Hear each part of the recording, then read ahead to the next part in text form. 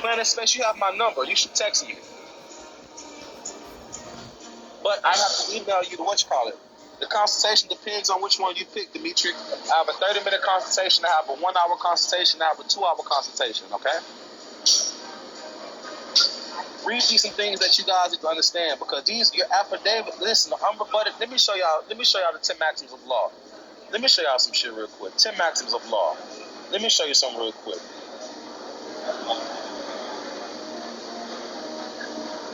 Let me show you the 10 maxims of law real quick. Let's read this. Read this.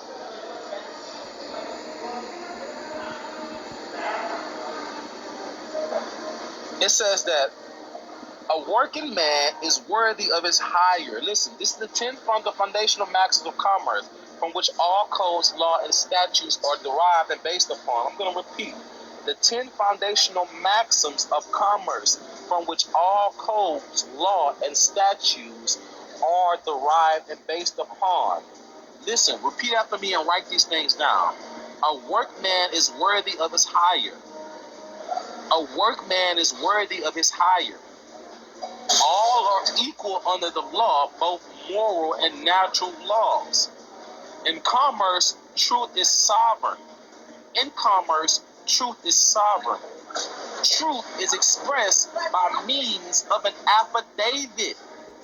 Come on, man. Truth is expressed by the means of an affidavit. It also says an unrebutted affidavit stands as truth in commerce. An unrebutted affidavit stands as the truth in commerce. Let's go. An unrebutted affidavit becomes the judgment in commerce. An unrebutted affidavit becomes the judgment in commerce. A matter must be expressed to be resolved. He who leads the field of battle first loses by default. Sacrifice is this measure of credibility if one has neither been damaged nor incurred a risk and is unwillingly to swear an affidavit, true, correct, and complete, the commercial equivalent of the truth, the whole truth, and nothing but the truth. Is unlimited commercial liability for the veracity of his statements and his legitimacy of his actions. He has no credibility and therefore no basis of asserting claims, charges, or claims authority. A lien or a claim can be satisfied only through rebuttal by counter affidavit, point for point, resolution by jury, or payment. Oh man, let me stop right there. So the reason why I had to go back to the 10 maxims of commerce, the 10 maxims of law, that you need to read, because I keep telling y'all, an affidavit is truth. That affidavit I just read y'all, come on man, what can they do with that affidavit? I just told you in your face that in the nature of commerce, let me read it again. Number one, a working man is worthy of his hire. So for those who talking about I'm too much or they can't afford my prices or my consultations is too high, go find you somebody else to understand business, to know how things do things in its entirety. That's not my problem.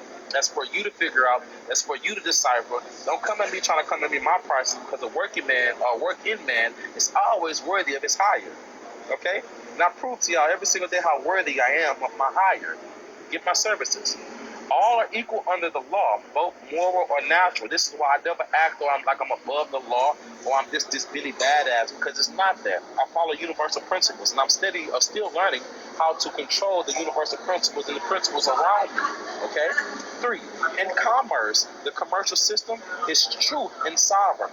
Commerce is truth and sovereign.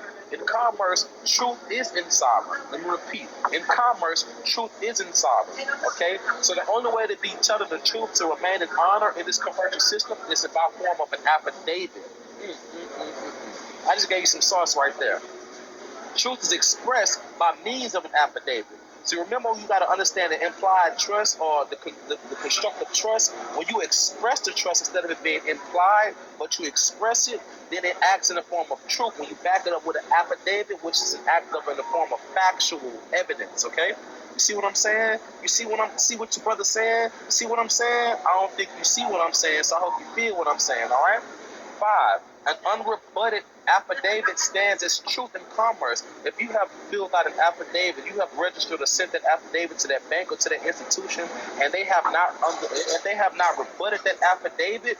You see what I'm saying? That affidavit is truth in commerce. Make sure you have a copy, because that affidavit right there is going to be your judgment. Your judgment.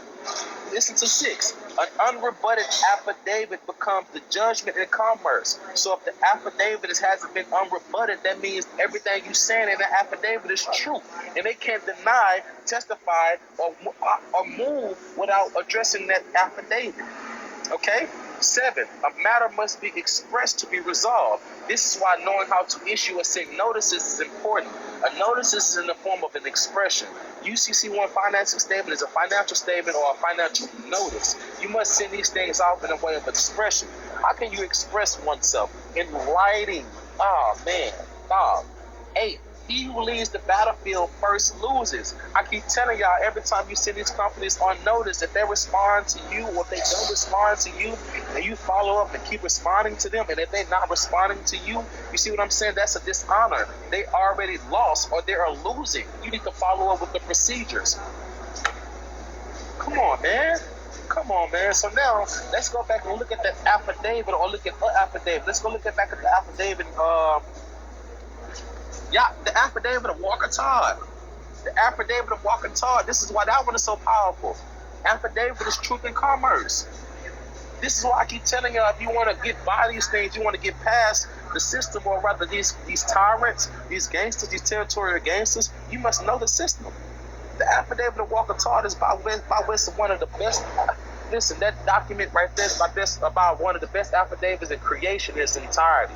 Okay? And if you don't know how to address that, if you don't know how to utilize that affidavit, I don't think you know what you're doing inside the commercial system. I really don't. I really don't. Notices are used as evidence. Let me repeat this real quick. And I'm off this joint. It says notices are used as evidence that the bank will not tell us the details of the agreement loan. People must create their own notices depending on the situation of circumstances and how the credit card company responds. The copying notice does not cut it. You must adapt the notice to the situation, okay? It is... Appreciate that, Robert. It says, if you must adapt the notice to your situation, look up the words tactic and precaution. Tactic to seal, it's really tactile admissions, but that's how it's. Don't disregard this. It's incorrect because of word. What is this? Microsoft wording. All right, so disregard it. All right. Also talks about it says tactile admissions, stare decisis, and in law dictionary, the people use these words of breach of agreement and the following 18 questionnaires in the form of a notice. People send out a notice at the 18 questions using tactile procreation and stare decisis, and then send a second notice to cure the breach, and then a third notice of default. People usually give the bank 10 or 30 days to respond. People call the questions inquiries in the notice, and the following were 18 inquiries for a credit card company, and that's what you need to use. After this, I'm going to answer questions, okay? So stick around. Number 1, does Mr. Debt Collector have a contract with Mr. Your Name to collect the alleged debt? Please respond yes or no in writing. Is it true that when a credit card holder signs a purchase receipt, that receipt is used as a bank asset to give value to a check, similar instrument to a credit to a bank account, resulting in a new bank asset as a new bank liability? Please respond yes or no in writing. Is it true that this credit card company follows GAAP, generally accepted accounting principles? Please respond yes or no. Number 4, was full disclosure given regarding if the credit card holder was to provide the funding for the credit card loan for bookkeeping entries? Number 5, does the credit card company accept something of value from the credit card holder that is recorded as an asset on the books of a financial institution, resulting in a new liability? Number 6, did the credit card company lend the credit card holder the credit card company's money? Number 7, is it the intent of credit card company loan agreement that the party who funded the loan for the bookkeeping ultras or entry is to be repaid to the money lent to the borrower?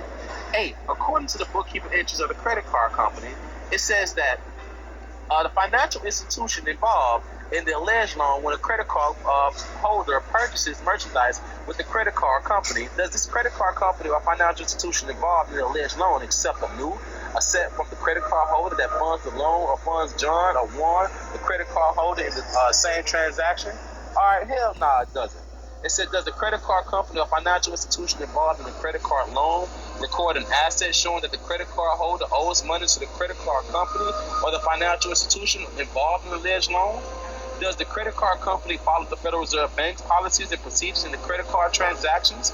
Is it true that according to the bookkeeping entries that the credit card holder funds the loans the same credit card holder, funds the loans the same credit card holder has?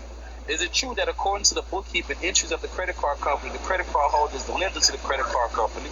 Is it true that according to bookkeeping entries of the credit card company or financial institution involved in the alleged loan, new money or credit is created with the credit card holder uses the credit card loan as wish to make a purchase? It says, is it true that according to the agreement you receive permission from the credit card holder to deny the credit? May I see what I'm going here? I don't have to continue to tell you that an affidavit is truth in commerce, okay? I don't have to keep reading the standpoints to let you know that an affidavit is truth in commerce. You really don't need nothing else but an affidavit to rebut anything that these institutions have against you or these courts are trying to claim or use against you. An affidavit is your most powerful tool in commerce, okay? An affidavit is one of your most powerful tools in commerce, okay? It is that great. It is that powerful. It is that it constitutes or act as a lien, okay? When you start talking about the nature of your property and what belongs to you, and you speaking on facts and not the crimes or not the charges that they're saying that you committed or what you did, all right? So the moral of the story, man, know that you are dealing with commercial entities. You in the world of commerce, learn the nature of the game, learn how to operate, and then therefore you won't be restricted or limited of the things that's happening inside this commercial system, if that makes sense, okay?